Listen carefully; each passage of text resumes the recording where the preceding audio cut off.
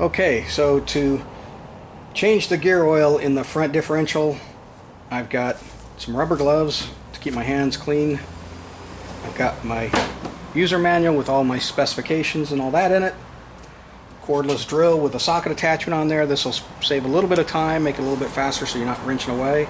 If you don't have it, it's not necessary. You can use a socket or even a wrench if you had to.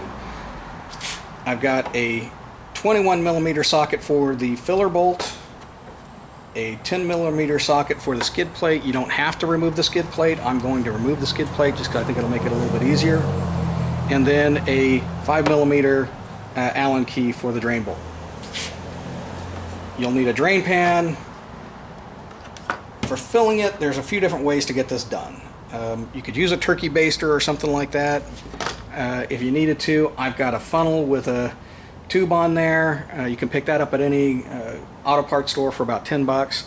I'm actually not going to use that for this particular job because it's gravity fed and I think it's going to take too much time, so we're going to toss that aside. Instead, I'm actually going to use a pump. It works great for thicker viscosity oils and allows you to be able to get the job done a little bit faster. You can pick that up at Harbor Freight for about 10 bucks. I use it on my S2000 and stuff. It works great. So that's what I'm going with to fill it. I've got my Mobil 1 7590 synthetic gear lubricant. This is what I'm going with. Use whatever you're comfortable with. The manual calls for 80 weight GPL4 conventional oil.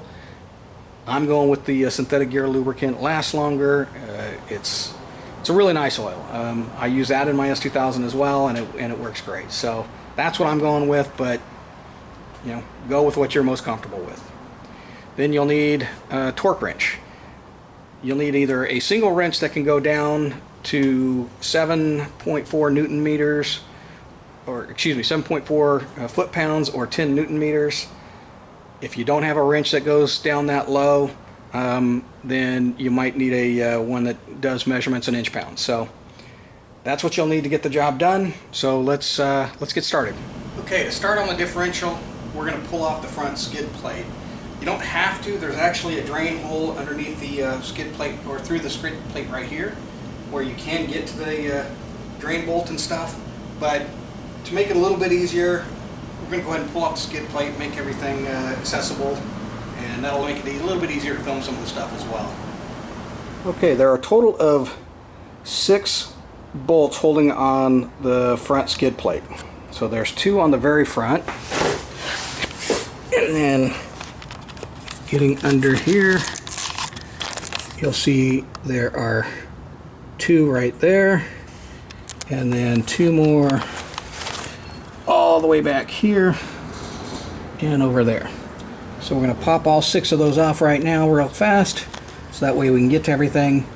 And I think it'll make it easier when I need to get to do the oil change and stuff, and the transmission oil change as well. So we're just going to go ahead and pull all that stuff off right now.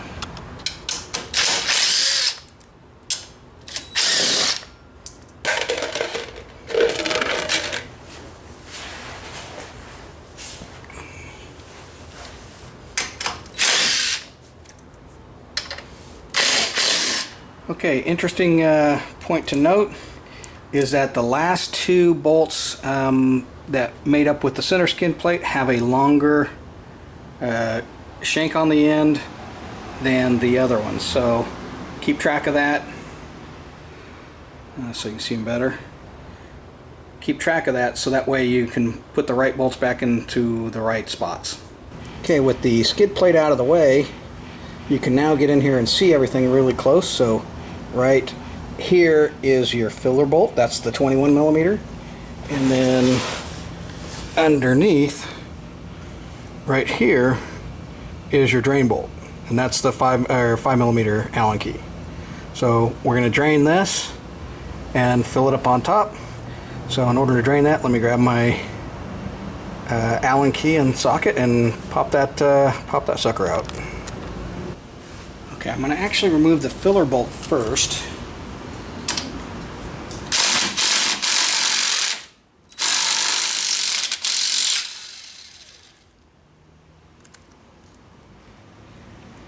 so that way I can allow the air to help push it out, push the oil out. It's a little smoother when I pull the drain bolt out. So before I drain the oil, I want to make sure that I've got a clean drain pan, because I'm going to want to inspect the oil and make sure there's no metal shavings or grime or gunk in there and stuff like that that could be indicative of a problem. So you know, start with a clean drain pan so that you can inspect it and the oil as it after you drain it.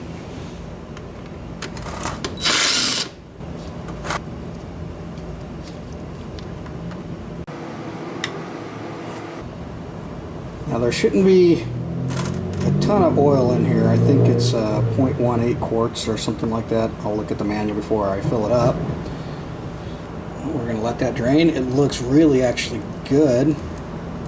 This is coming out. I'm not seeing any sort of burning stuff going on.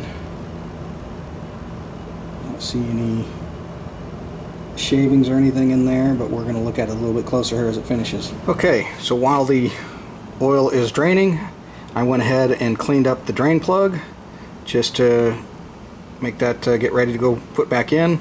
Notice that there's a little copper washer on there. You'll want to inspect that, make sure that looks good and stuff so it forms a good seal and doesn't leak. Before putting the drain plug back in, just clean off and inspect the surface of the drain plug or the drain hole. Make sure there's no pitting or anything going on there, so it, again, so you don't have any leakage. We're going to crank this down to 88 inch-pounds, which is 7.38, 7.4 foot-pounds, and 10 Newton-meters. And there's my break point. And there we go. Okay, looking through the oil, I do see just a little bit of metal specks. I would expect that as part of the normal break-in process, so I think everything's pretty good. I'm not seeing a ton of metal shavings or anything like that, just a few specks here and there. So I think we're good. The oil doesn't smell burnt or anything like that, so yeah, I think we're good to go. Okay, so to fill this up, we're going to want it just to barely drip down from here. And so once you've got that, just a slight drip, then you've got the correct amount of oil in the front differential. Put that in there. Pump the oil.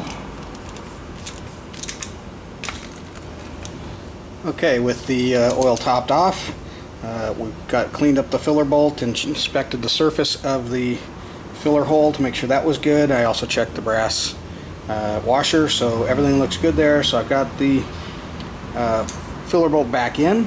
So now we're going to crank that down to 17 foot-pounds.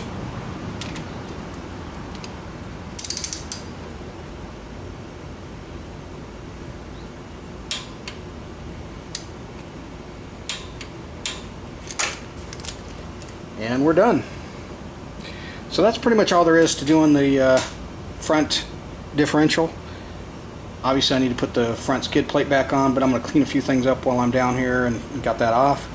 And I'm going to go ahead and pull off the rest of the skid plate next so I can start getting to the transmission and the engine oil and get all that done next.